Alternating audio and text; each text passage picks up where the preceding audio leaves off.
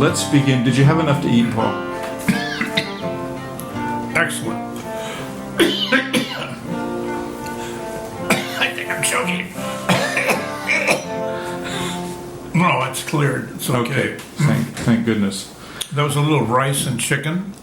Delicious. And now we're going on to this interview, and we're going to restrain this interview by keeping to the pictures that we're showing. So Gene's put some pictures up, and this relates to the, Albert Braun's brewery, but actually to brewery history generally. Right. The first picture is up is the picture that's used in the paper. And I want to make a point about that in relationship to the second and third picture. The second picture is your now. Right. As you remember, we consulted all sorts of maps and aerials and with footprints and without, all sorts of information to get it right.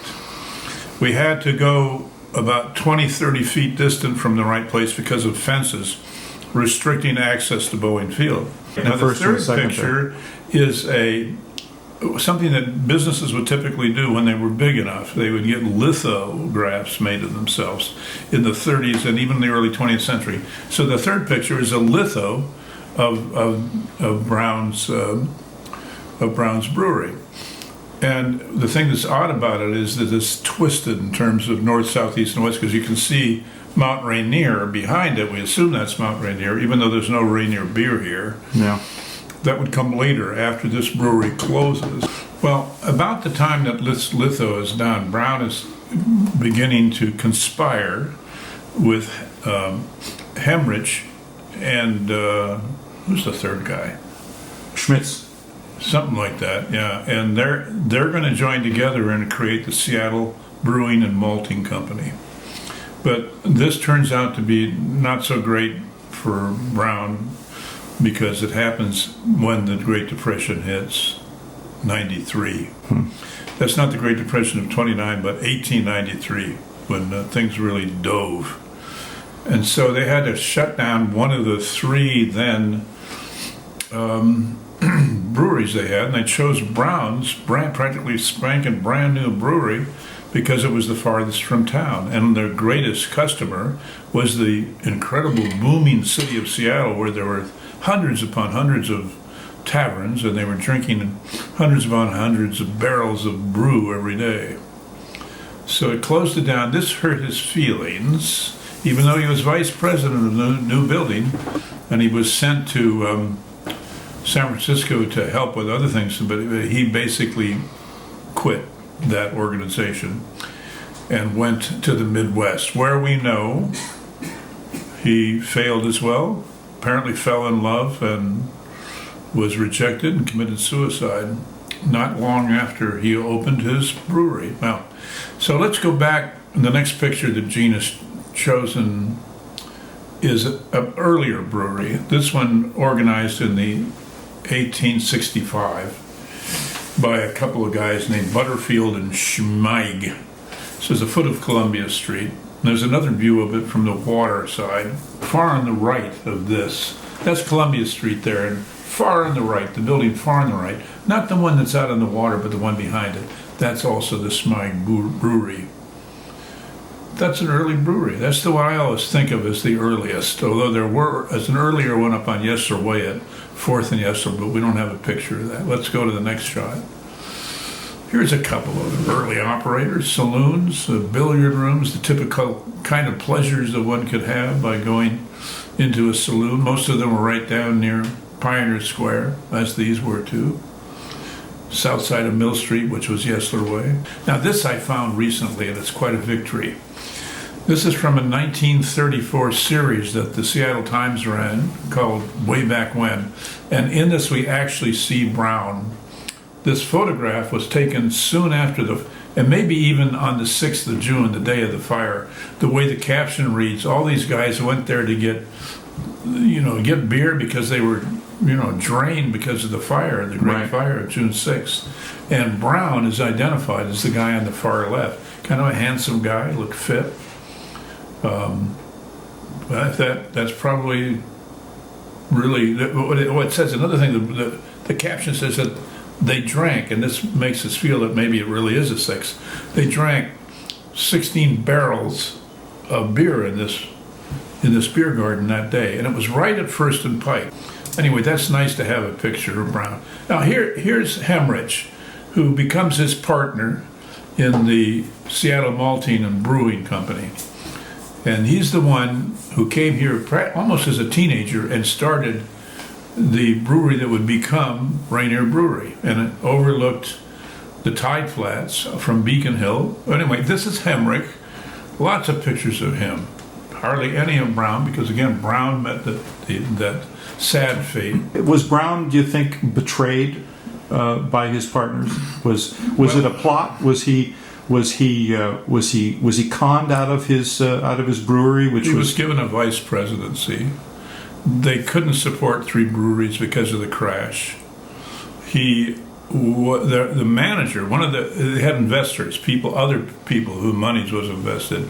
One of those investors became the manager. And he eventually also failed to help Braun with another enterprise, which is to open another brewery in Illinois when Braun went back there. So Braun was depressed in love, depressed in business, depressed in his experiences in Seattle. Everything. And finally got, look at this. We'll leave Braun and look at this early view of the Bayview Brewery, which is the same place where Tully's became after Rainier Brewery was there for decades. There's a nice early ad for Rainier beer, and notice it's offered by the Seattle Brewing and Malting Company, and that was the partnership. Here's a later view of the built-up Rainier Brewery, same place. You'll recognize some of these buildings. Let's see. Go ahead. Yeah. Oh, I've got to say it, but I'm not going to say it. Is it okay? Well, this is back when it was a Tully's and had a big T sign on it. They've now, since then, they have replaced the T with an R, like the old Rainier beer. Oh, it's a nostalgic gesture. It is a nostalgic gesture because it's a classic, and the T is a Johnny-come-lately. I always liked the colors when they painted all those different colors. Yeah. Did you like that? I did. Yeah. I think it's very nice. Yeah. We did a story on this recently. We did. What was it? What was it about? Oh, how recently? Within the last 2 years. We did 2 of them, actually. Well, we did one about Lady Liberty, the Lady Beer. The fountain. The fountain, yeah. Okay, you got it. What was the other one? I don't remember. Airplane crash. Oh, yeah, the airplane. That was about 5 years ago, Paul. Time flies. Yeah, it does. But that plane didn't. It crashed. It did not. Yeah. Yeah, that's a great shot. Okay. There. Now, so about, in the late 90s, then these partners, and Braun's no longer in the picture, they open up a new brewery down in Georgetown, which they get going, famously in the 20th century. And that's where things really went on until they had to close down everything because of what? What happened in 1916? Oh, man. Well, at that point, Washington State voted for prohibition statewide, shutting down saloons on January 1st, shutting down saloons and places that sold alcohol, except for drugstores, which were exempted.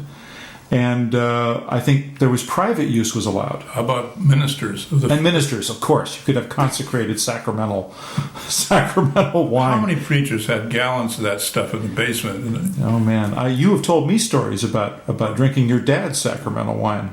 That's right. That's what we used to do. Yeah. You and your buddies. You got sick once. Yeah. Oh, boy. Well, this is the backside of it, looking across the tracks. What's that? This is looking past those tracks. Remember recently we saw the story about the Juneau, not Juneau, Alaska, but the Juneau Street walkway that went over it. Well, That's that right there. Oh, here's the front of it. We haven't done that story yet. Hasn't it been in the paper yet? No. Skip it. You'll see it. It's coming up. Yeah. What about this? We do these videos about a month after we write these things, so we can't be expected to remember all this. So right? now we're looking at the front side of Is this your shot? I think it is. I shot that too, but I think I didn't use color. Yeah, no, I shot this a few years ago, but it has not changed much. Well, here's down there with the you can see the Seattle Brewery and Malting Company sign on the front of that barrel. Yeah. These are workers for Rainier Beer.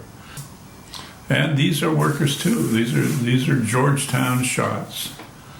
Beautiful. Now, one thing that we have so many women in this shot, Yeah. and a child as well. Yeah. But one thing that Child labor, you know. that I know is that kid's not working. is that when they won, Careful. when they acquired the right to vote By in 19 initiative and forthright diligence. it's true.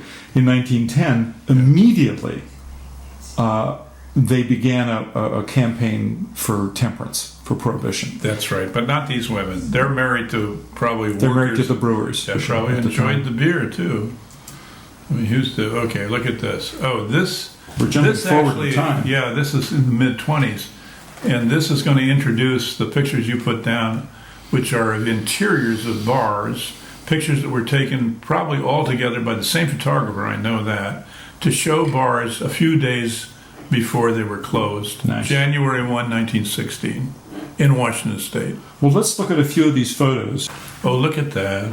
Oh, that's all confiscated booze. So this is after they've closed Right. everything, but So this is soon after it. After 1920. 1916 in In Washington State. Washington State. Yeah. Now, what is interesting to me is that it was legal in Washington State to brew your own beer for personal use and your own fruit drinks, like grapes and Wait wine. a second. You told me. Can you get to the statistic about drugstores? Oh, in 1916, between January and March in 1916, 65 drugstores opened up. Why did they do that, Gene? Because drugstores were allowed to sell alcohol for medicinal use. For medicinal use. So 65 new drugstores opened up in the first 3 months of statewide prohibition. Wow. I bet that gave Bartels a lift. I bet. Good point. I don't know. Oh, I love this. I love this guy.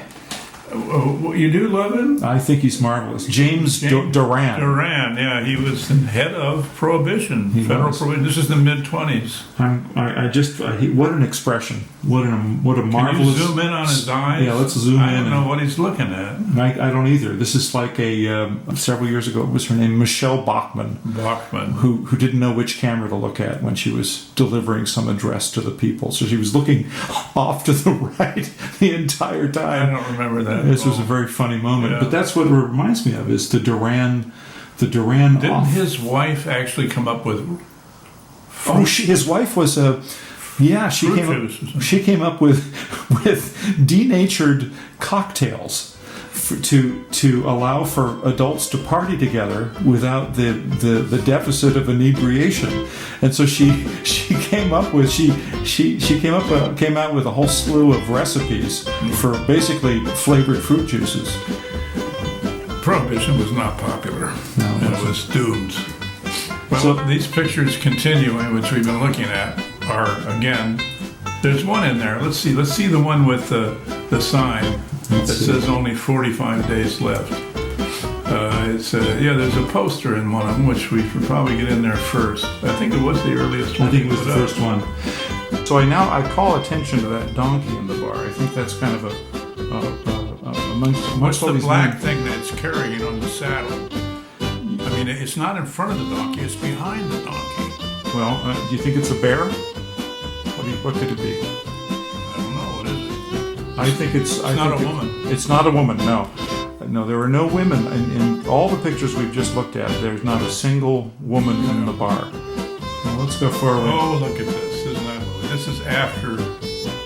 Obviously, this is after Prohibition. Why don't you read that? Gene? Yeah, though this is much later. Will you read it? Will you read the? Okay. Be happy. Get peppy.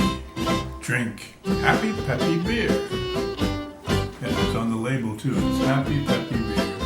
What do you think of that? Is that effective advertising? I think this is advertising, which it's right on the nose. I think it comes about as a result of the prohibition being lifted. Yes. And within a couple years they're pulling off their PR chains, and the advertisers are they have no sense of irony or salesmanship. They're just saying, "Come on, get drunk." Come on, get drunk. Yeah. Oh, this is a lovely shot. This is before Prohibition, but that's very lovely. But they're quite formally dressed by our standards, And they're drinking beer. and they're quaffing a lovely ale. Yeah. But these beers look dark, I have to say. They Well, don't it's look Bach like beer. lagers. Bach beer. It's the end of the season beer, isn't it? Yeah, it must be. Yeah. Or a good stout. I think that's it, isn't it? That is it. So, thank you very much, Paul, for joining us I didn't add much. for dinner. All right. Well, say good night, Paul. Good night. Good night.